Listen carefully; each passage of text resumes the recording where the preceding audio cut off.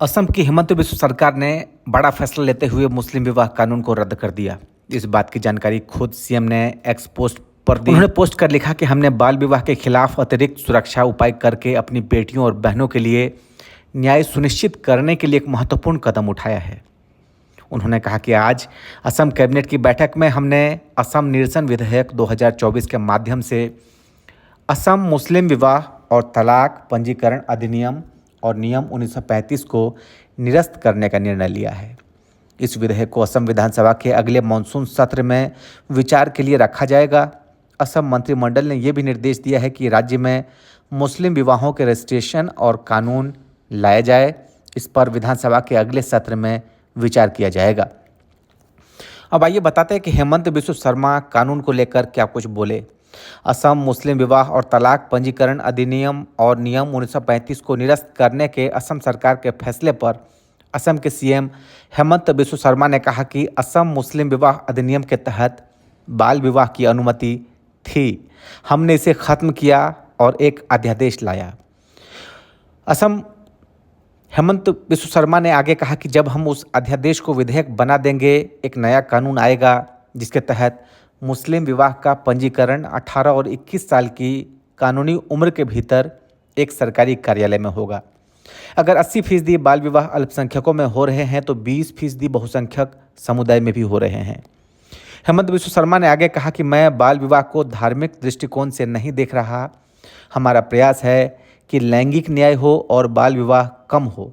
असम में बाल विवाह खत्म होने के कगार पर है। अब आइए बताते हैं क्या है वो कानून जिसे असम सरकार ने खत्म कर दिया है। असम मुस्लिम marriage and divorce registration act साल 1935 में लाया गया था। इसमें मुसलमानों के निकाह और तलाक के रजिस्ट्रेशन का प्रावधान है। साल 2010 में इस एक्ट में संशोधन किया गया। स्वैच्छिक शब्द की जगह अनिवार्य शब्द जोड़ा गया। इस संशोधन के साथ असम में मुसलमानों का निकाह और तलाक का रजिस्ट्रेशन अनिवार्य कर दिया गया।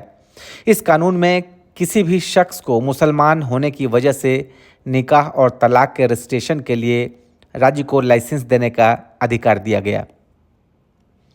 ये लाइसेंस मुस्लिम रजिस्ट्रार ही जारी कर सकते हैं। ये सरकारी कर्मचारी हो सकते हैं।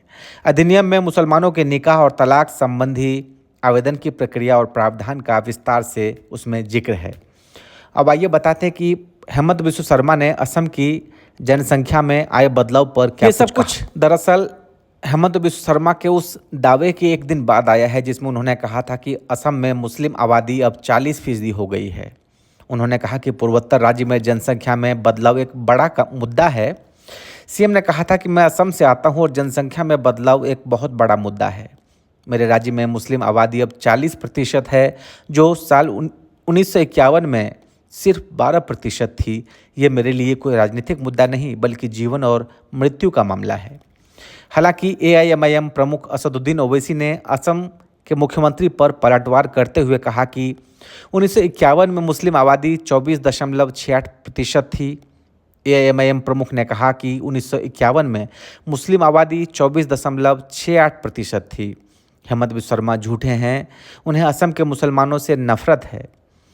ओवैसी ने कहा कि 1951 में असम था, नागालैंड, मिजोरम, अरुणाचल प्रदेश और मेघालय नहीं थे। ओवैसी ने आगे कहा कि 2001 में मुस्लिम आबादी 30.92% और 2011 की जनगणना में 34.22% थी। उन्होंने दावा किया कि अपने झूठ की वजह से पूरा प्रशासन मुसलमानों से नफरत करता है। अब आपको बताते हैं कि जिस कानून को ख़त्म किया गया उस कानून में ऐसा क्या था। दरअसल असम मुस्लिम marriage and divorce registration act 1935 में लाया गया था, जिसमें मुसलमानों के निकाह और तलाक के पंजीकरण का नियम है। यह अधिनियम लागू मुस्लिम पर्सनल लॉ के अनुरूप है। यह अधिनियम मुस्लिम विवाह और तलाक के पंजीकरण की प्रक्रिया को निर्धारित करता है। 2010 में किए गए संशोधन ने मूल अधिनियम में स्वैच्छिक शब्द को अनिवार्य से बदल दिया, जिससे असम राज्य में मुस्लिम विवाह और तलाक का पंजीकरण अनिवार्य हुआ। यह अधिनियम राज्य को विवाह और तलाक के पंजीकरण के लिए किसी भी मुस्लिम व्यक्ति को लाइसेंस देने का अधिकार देता है और इस लाइसेंस को मुस्लिम रजिस्ट्रार ही जारी कर सकते हैं। इसके अलावा इस अधिनियम को पुराना और आधुनिक सामाजिक मानदंडों के अनुरूप नहीं माना गया। यदि दूल्हा और दुल्हन 18 और 21 साल की कानूनी विवाह योग्य आयु तक नहीं है, तब भी इस कानून के तहत वो अपनी शादी का रजिस्ट्रेशन पंजीकरण करा सकते थे। और यही एक बड़ी वजह रही कि इसको ख़त्म करने के लिए असम की सरकार ने ये कदम उठाया है।